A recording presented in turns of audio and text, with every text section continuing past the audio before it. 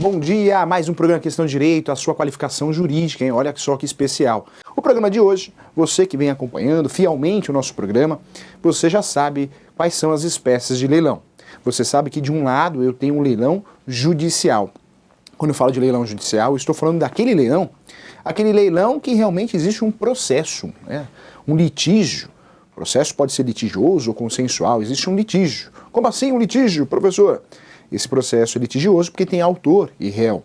E esse réu, ele não se defendeu de forma adequada, ou se defendeu, mas perdeu em virtude das provas.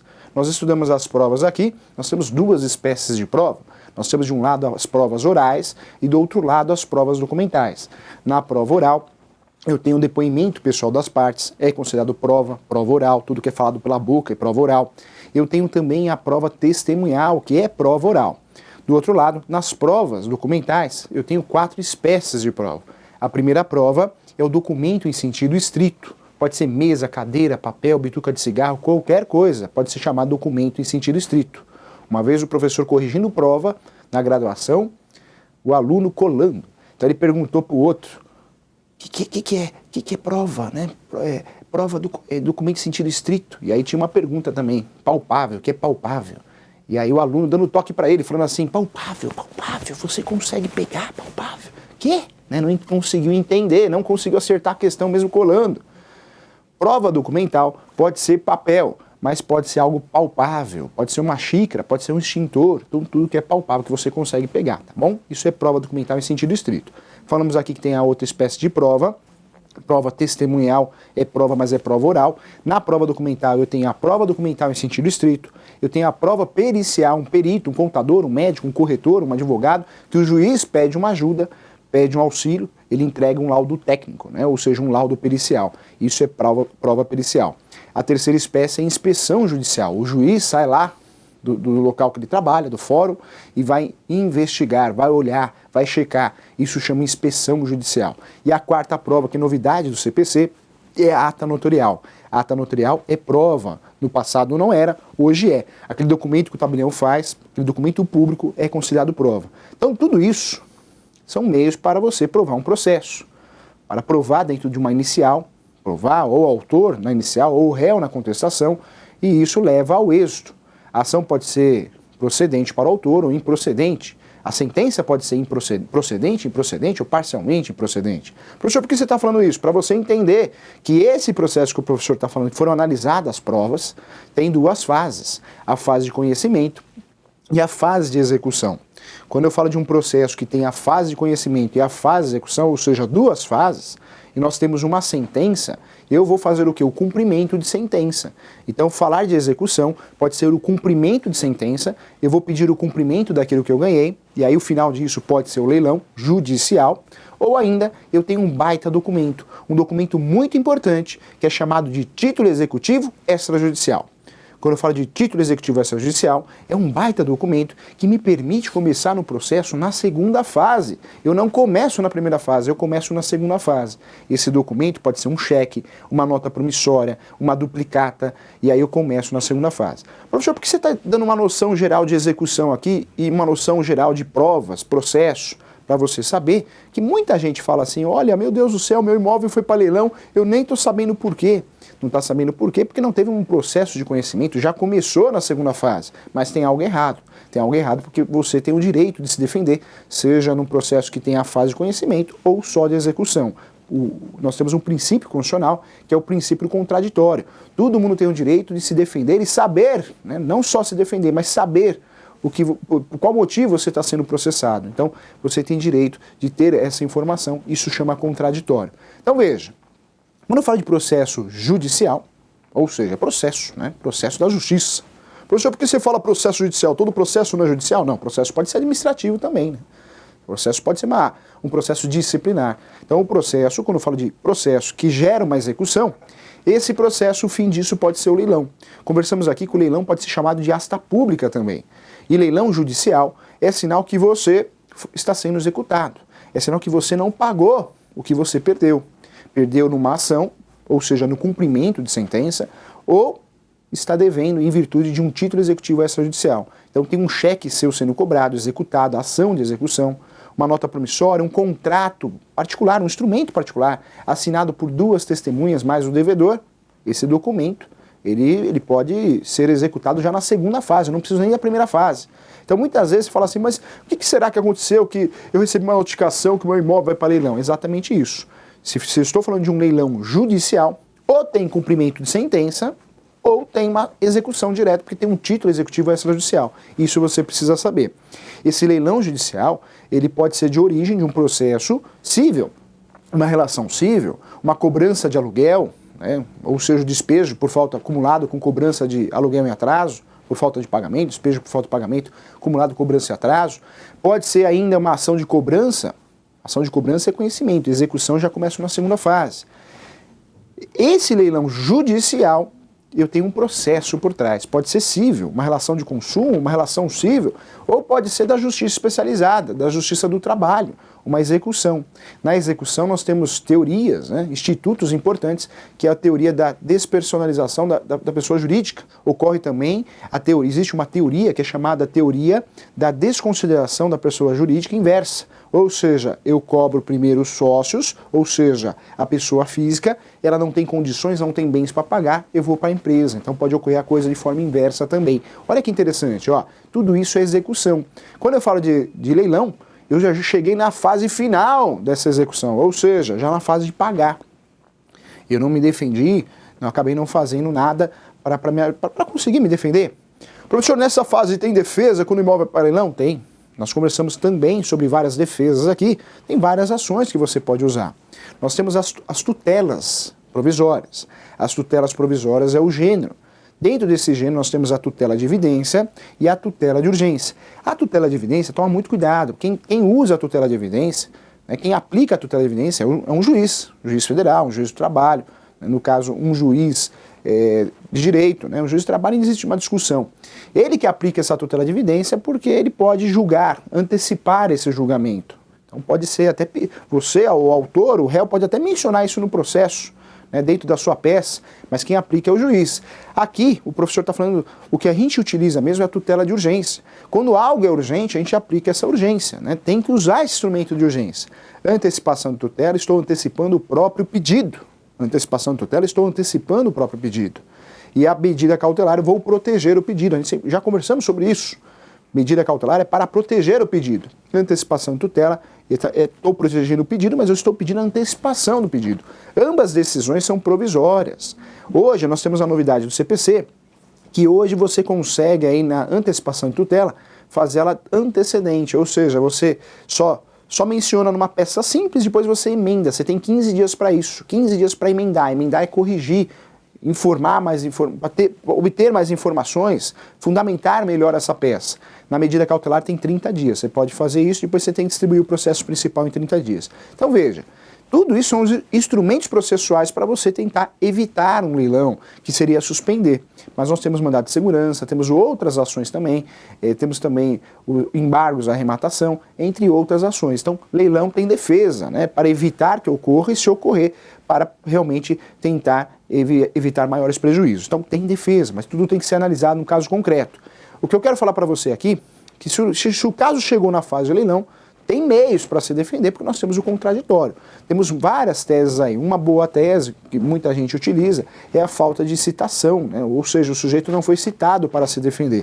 Nessa situação, ele tem que se defender. Já o imóvel vai para o leilão, ele tem que pedir a suspensão do leilão ou cancelamento do leilão. Tem meios aí para isso.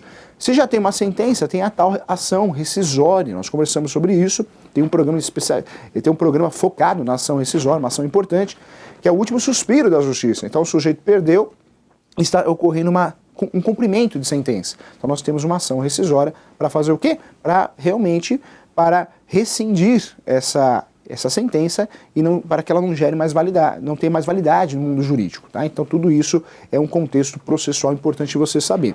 Dentro dos cuidados que eu tenho para um leilão, você entendendo quais são as espécies de um leilão, o professor falou leilão judicial, mas não podemos esquecer que nós temos o leilão extrajudicial. Esse leilão extrajudicial são aqueles contratos, alienação fiduciária, contratos que permitem, quando o devedor se tornou devedor, porque deixou de pagar mais que 3 meses, mais que 3 parcelas, permite quem? A instituição que fez o financiamento, através desse contrato alienação fiduciária e outros contratos, ela pode, depois de 3 meses, o valor em aberto, ou seja, não pagou o saldo devedor, no mínimo 3 meses, eu pego, instituição bancária, e posso levar para o leilão extrajudicial. Então é mais uma modalidade. Então, quando a gente fala de leilão, nós temos duas, hein? Leilão judicial e o leilão extrajudicial. Judicial envolve processo, execução, ou uma ação de execução, ou a fase de execução, o cumprimento de sentença. Quando eu falo de leilão, esse leilão extrajudicial é um leilão que não teve processo. Por que não teve processo? Porque é um direito que não falo autor, porque não é processo, né? Um direito que quem é parte no contrato tem. Então, muitas vezes, na maioria das vezes, é a instituição financeira. Você não pagou o financiamento comigo, sou instituição financeira, pública ou privada, você não pagou mais que 3 meses, eu pego o imóvel e já levo para o leilão extrajudicial. Então, existem essas espécies de leilões. Professor, tem defesa? Tem. Nós temos um programa específico sobre as defesas de leilão. Nós mencionamos quais são as defesas, quais são as provas. Agora vamos direto ao ponto aqui. O que eu quero falar para você?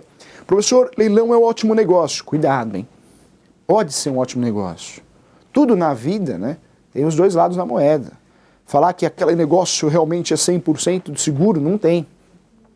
Quando eu falo de leilão, em primeiro lugar, você que é corretor de imóveis, que é o nosso foco, você que está nos assistindo porque gosta do nosso programa, porque a linguagem é mais simples, realmente a gente procura ser mais didático, realmente tem que ser algo mais gostoso e prazeroso para você, cuidado. Por quê? Em primeiro lugar, quem é investidor, se você que está nos assistindo é corretor, se você tem um cliente que é investidor de leilão, esse sujeito ele tem que ter o quê? No mínimo, um bom corretor. Nessa equipe, ele tem que ter uma equipe. E um bom advogado do direito imobiliário. Não é o advogado que faz tudo, hein? O advogado do direito imobiliário, que gosta do ramo, que é especialista no ramo de direito imobiliário. Esse sujeito tendo essas duas ferramentas, esses dois profissionais ao seu lado, a chance de êxito dele realmente é muito maior. Por quê, professor? Porque o corretor é o sujeito que conhece no mercado, valor de mercado, metragem, né? Metro quadrado, quanto que vale. Esse é o profissional que conhece o mercado imobiliário. O advogado conhece os trâmites processual. Então, se o leilão é judicial, ele conhece tudo ali, ó. O que é a fase de conhecimento, o que é a fase de execução, quais são as tutelas de urgências que podem interferir no negócio. Então, tem que ter, o investidor tem que ter esses dois profissionais. Porque nós temos que ter vários cuidados na compra do imóvel do leilão. Esse investidor ou o particular que vai no leilão, porque tem muito particular que fala, vou lá no leilão porque eu vou comprar com preço. Cuidado, hein? Então você conversa com um advogado, conversa com um corretor da sua confiança para te ajudar. Porque são vários cuidados que você tem que ter. Quais, professor? Primeiro cuidado que você tem que ter, ó, atenção aqui, hein? Primeiro cuidado que você tem que ter quando você vai num leilão é realmente saber se o leilão, ele é um leilão que é antigo. Se não é antigo, é um leilão que não tem muitos processos, muitas reclamações. Acontece, professor, muito. Nós temos aí leilões que realmente já está há muitos anos no mercado, ou é novo, mas realmente tem nome, né? Tem nome no sentido de não ter muitas reclamações, faz a coisa da forma correta. Cuidado, hein? Tem que olhar sim. Professor, como que eu consigo checar essa informação? Vai no site do Tribunal de Justiça e você digita o nome do leilão, digita o nome do leilão, o nome do leiloeiro, você vai verificar se tem muitos processos ali. Quem está nos assistindo de outro estado, basta mudar o SP com outra sigla, com a sigla do seu estado, né? Você consegue ter acesso aí. No site do TJ, fazendo uma pesquisa pelo nome. Se tiver o CNPJ, melhor ainda, se for um leilão, se for uma pessoa física, você consegue pelo CPF fazer essa pesquisa. Olha só que interessante, ó. Depois de pesquisar um leilão para ver se ele tem credibilidade ou não, quando eu vou nesse leilão, eu já tenho que ir com o quê? Já tenho que ir com um valor, no máximo que eu posso gastar. Professor, por que isso? Porque o leilão, se for presencial, porque nós temos a figura do leilão eletrônico, né? Então você pensar em leilão não é mais só aquela modalidade de ir até o local, dar o lance, levantar a mão, o sujeito com o martelo bate na mesa, não. Nós temos o leilão eletrônico, que hoje virou até a regra, né? A exceção é o leilão presencial, hoje é mais eletrônico. Mas se você for no presencial ou no eletrônico, independente de onde você estiver, cuidado. Você tem que ter um limite de valores. Porque senão, se você entra numa briga na transação, vai dando um lance maior, e quando vê, ultrapassa o valor de mercado.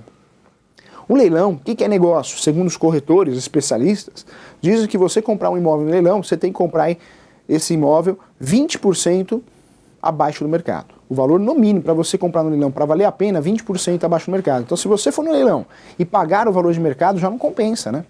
Ah, professor, mas não compensa por quê? Porque se você pagar o valor do mercado, você vai ter que pagar 5% de comissão do leiloeiro. 5%. As despesas de registro são suas. Tem outra, hein? Se tiver alguém no imóvel, você que tem que tirar. Cuidado, você que tem que tirar, através de uma ação de reintegração, de missão na posse. O custo é seu, com advogado, com custas processuais, então muito cuidado. Então já que o professor falou disso, mais um cuidado que você tem que ter é saber se esse imóvel tem alguém morando lá dentro ou não. Se tiver alguém morando lá dentro, cuidado. Professor, não compro, a não ser que você quer assumir o risco. Porque quando tem alguém lá dentro, é uma ação nova. Você comprou no leilão, muitas vezes quem está sendo executado tem um domínio, o registro, mas não tem a posse, tem alguém morando lá dentro.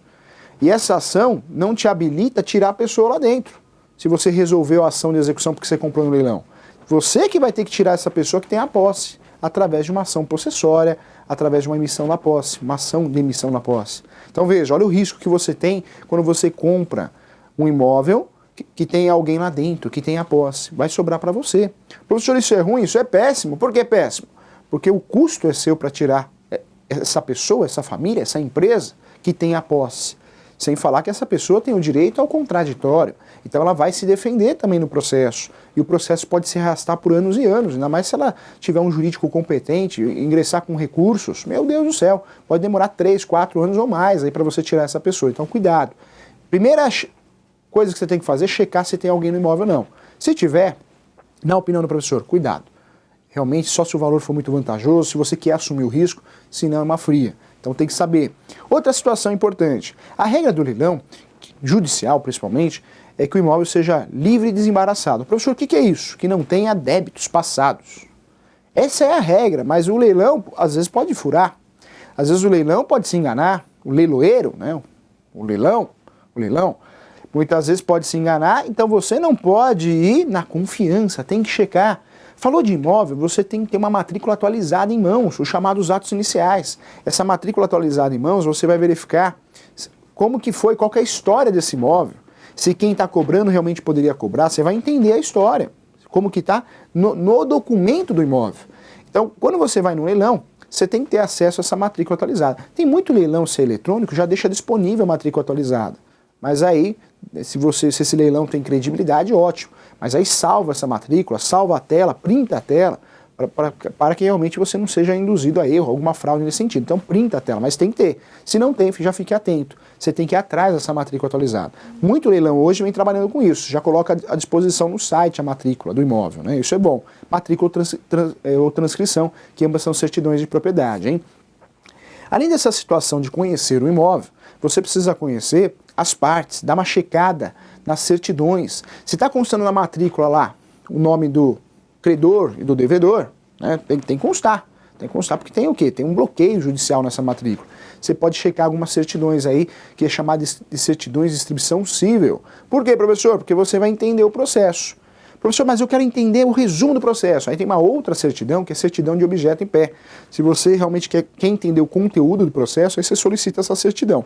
Nesse caso do leilão, é importante sim você solicitar uma certidão do imóvel, né, certidão de matrícula, isso se o leilão não te fornecer, mas solicitar uma certidão de distribuição no nome das partes envolvidas no processo do leilão, se for judicial. Por quê, professor? Principalmente o devedor, né? Para você ver se não tem outros processos que pode ocorrer a nulidade do leilão, a suspensão, liminares. Então tem que checar sim, é importante. É importante fazer esse dossiê para você se proteger. Tem que checar se tem alguém lá dentro e tem que checar também se existem outros processos, através da certidão de distribuição cível. Lembra você que a competência comum, nós temos a Justiça Comum Estadual e a Justiça Comum Federal. Então tem que checar, tem que ter duas certidões de distribuição cível, hein? A estadual e a federal. Tem que ter, é importante para te proteger. Outra situação importante também é conhecer se esse imóvel tem débitos. Professor, mas como um imóvel vai vender, um leilão vai vender, um leiloeiro vai vender um imóvel sem débitos? Não sei, pode fazer isso, e tem muitos que fazem, né? Não estou afirmando aqui, tem muito leiloeiro, leilão sério, mas tem muita coisa errada por aí, como qualquer profissão. Esse leilão, você não pode ir na confiança, você está comprando um imóvel. Pode ser um prejuízo esse negócio que você acha que vai ter lucro. Então você tem que fazer o quê? Você tem que solicitar certidões de distribuição cível, certidão de matrícula, e tem também que verificar se existem débitos. Quais débitos? Tributos.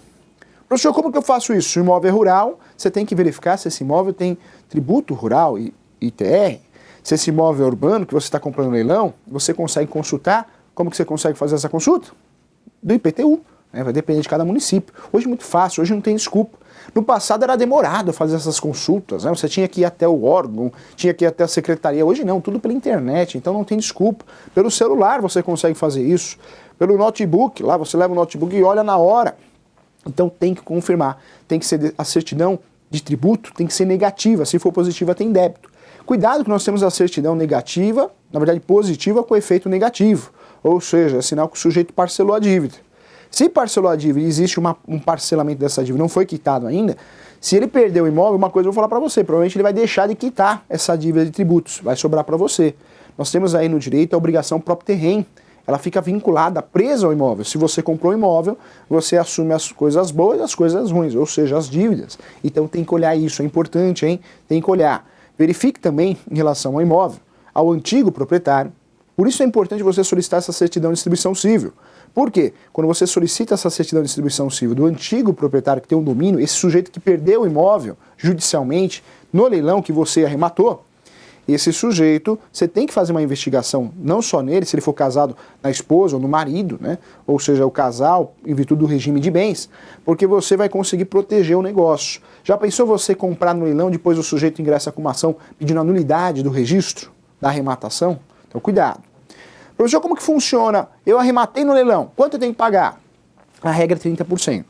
Hoje nós sabemos que nós podemos parcelar, isso é fato, né? Você consegue parcelar, mas 30% você tem que pagar ali, ó. Por isso você que vai num leilão, você tem que ter um caixa de, no mínimo, 30% do valor do imóvel que você está comprando no leilão. O restante, financiamento, cuidado, né? Você pode até financiar, mas se você não consegue aprovação e comprou o imóvel, deu o lance, é um prejuízo sério, hein? Então preste atenção que o professor vai falar, ó, leilão não é brincadeira, hein? Se você vai num leilão e não tem o dinheiro, não tem o caixa, eu vou conseguir no banco. Cuidado com essa informação, hein? Depois você não consegue aprovação no financiamento do banco, você vai ficar, não vai conseguir mais comprar nada em leilão, porque você não consegue, você fica proibido de fazer compra no leilão. Por que você fica proibido? Porque você deu um lance e não ficou. Sem falar que você vai responder por perdas e danos, ou seja, ação civil, e inclusive criminalmente, hein? Quem vai num leilão presencial ou eletrônico e dá um lance, faz o cadastro lá e dá o lance e depois não compra, desiste, e o fundamento, olha, eu não comprei porque eu não tive dinheiro, não consegui aprovação no banco, ele vai sofrer processo civil e vai sofrer ainda processo criminal, hein? Então cuidado, então a coisa é séria. Então só vai no leilão se você tem caixa mesmo, porque você tem que ir com limite, olha, eu tenho 200 mil reais, eu vou no leilão, vou ver o que dá. Então o seu limite é o quê? Até 170, porque você tem que calcular a comissão do leiloeiro, 5%. Você tem que calcular que você vai ter que registrar. O documento que você vai usar para registrar no registro, você tem que sair do leilão com auto de arrematação e também com a carta de arrematação. Você vai levar no cartório e vai fazer o registro. E te falo mais, hein? Comprar no leilão e deixar de fazer o registro é um risco muito grande. Porque você está comprando um leilão e está deixando o nome do outro. Se o outro já foi executado e foi para leilão, o outro que eu falo, o antigo proprietário, você vai deixar no nome dele? Olha, eu não vou levar a registro porque se eu levar a registro eu vou gastar dinheiro. Então nem vai. A única segurança que te dá aí em relação ao leilão é você comprar e já registrar através da carta de arrematação. Se você não faz isso, não tem condições, então nem compra no leilão, que o risco é grande, hein? Porque tem essa execução, mas pode ter outras, né? Se o imóvel continua no nome do sujeito, né? Ou seja, quem perdeu a propriedade, o devedor, pode ter outras execuções e você pode perder esse imóvel. Então, comprando no leilão, já faz o registro. Orientação, sempre registrar, sempre, né? Mas no leilão mais ainda. Então, muito cuidado com isso, tá? Muito cuidado, é importante você fazer isso. Bom, professor, então os cuidados que eu tenho que ter. Tem que ter o cuidado de saber se tem gente lá dentro ou não, ou seja, se tem alguém que tem a posse no imóvel, porque se você comprar um imóvel nesse sentido com alguém lá dentro, vai assumir esses prejuízos. Outro cuidado, tem que checar certidões de distribuição civil, federal, estadual. Por quê? Para ver se tem outras ações que podem ocorrer nulidade no negócio, suspensão do leilão, se tem outros credores, né? Você tem que investigar. Quando eu falo de certidão de distribuição civil, você não vai tirar no teu nome, não, você está comprando, você tem que investigar o imóvel. No nome do devedor, eu estou te falando, hein? No devedor. Eu tenho que solicitar a emissão de certidão no nome do devedor. O devedor é o sujeito que está perdendo o imóvel. Então, do imóvel, a certidão de propriedade, pode ser transcrição, matrícula. Certidão de distribuição civil no nome do devedor. Eu tenho que solicitar certidão de tributos, se for rural ou urbano, eu tenho que investigar. Tem que investigar se tem alguém morando lá dentro, tem que investigar. E tem que fazer uma avaliação de mercado. Aí vem o corretor, porque o corretor conhece o valor de mercado. Senão você compra um imóvel que não tenha valor de mercado e você aí perdeu dinheiro. Então era melhor comprar, comprar no mercado, não comprar no leilão para correr todo esse risco, senão não tem vantagem nenhuma. Então é importante você ter esse bom corretor. Quando a gente fala de documentação, essa parte é mais importante, mas lembra você que você comprar no leilão, você tem que estar muito atento ao edital, principalmente em relação a apartamento. Por quê? Apartamento, se você compra um apartamento no leilão, lembra você quem mora, o condômino que mora naquele condomínio, e esse apartamento vai a leilão, ele tem o direito de preferência, né? Então em um leilão ele tem o direito de preferência. Se ele dá o mesmo lance que você, que eu, ele vai ficar com o apartamento. Por quê? Porque ele mora naquele condomínio. Então se aquele apartamento do condomínio que ele mora foi a leilão, ele tem o direito de preferência. No lance igual, ele leva. O direito de preferência no Brasil ele é respeitado nessa situação. Não só o condomínio, mas quem é o locatário do imóvel. O locador tem que oferecer para o locatário. Quero lembrar você, se você está comprando um apartamento no leilão, muito cuidado. Não só apartamento, mas casa, né? Mas o apartamento, o professor está falando aqui por quê? Existem vários leilões aí que divulgam um imóvel, um apartamento, só que não mencionam a vaga de garagem. Cuidado, hein? Se não mencionou a vaga de garagem, é sinal que você está comprando só o apartamento e não a vaga de garagem. Nós temos a vaga de garagem autônoma, aquela que tem a matrícula própria, matrícula separada da matrícula do apartamento, e temos a vaga de garagem conjunta, né? Mas hoje é mais comum você ter a matrícula autônoma da vaga de garagem. Muito cuidado. Se o edital não menciona essa vaga de garagem, é sinal que não vem essa vaga de garagem. Professor, por que você está falando isso? Porque muitas vezes você compra um imóvel no leilão, você compra esse imóvel no leilão e essa vaga de garagem não vem. E você perde com isso, porque tem lugar que um imóvel sem vaga de garagem perde muito. Porque depois o sujeito tem carro, ele vai morar em locação, se você é investidor ou compra e venda, ele vai ter que pagar 200, 300 reais de aluguel de uma vaga. Então desvaloriza o imóvel e atrapalha na venda. Cuidado com isso. Tem que prestar atenção no edital. O edital são as regras do jogo no leilão. Tudo que for diferente ali cabe ação, né, porque alguém te lesou. Professor, posso processar o leilão? Pode processar o leilão quando o leilão realmente não segue as regras do edital. Então fique atento em relação a isso.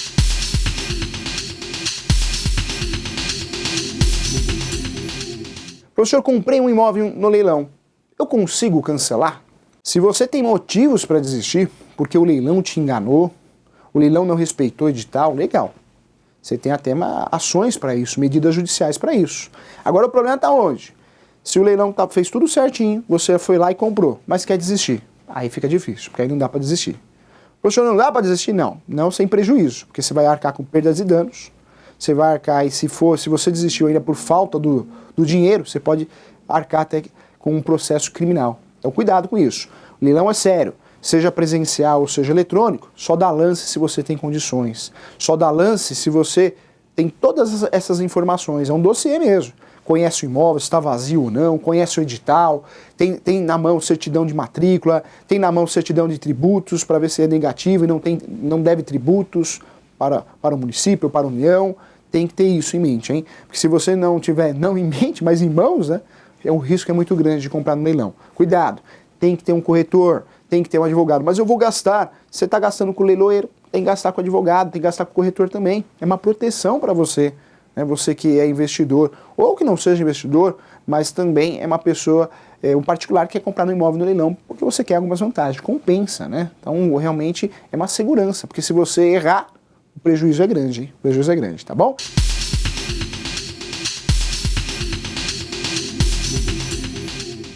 Vamos lá, olha só. No leilão, tem alguém na posse, sendo ex-proprietário? Mesmo assim é difícil. Tem um caso aqui em Praia Grande, que no imóvel o ex-proprietário não reside, mas deixou vários animais no local. Como devo proceder? Adolfo, em leilão a gente vê de tudo, hein? A gente vê de tudo.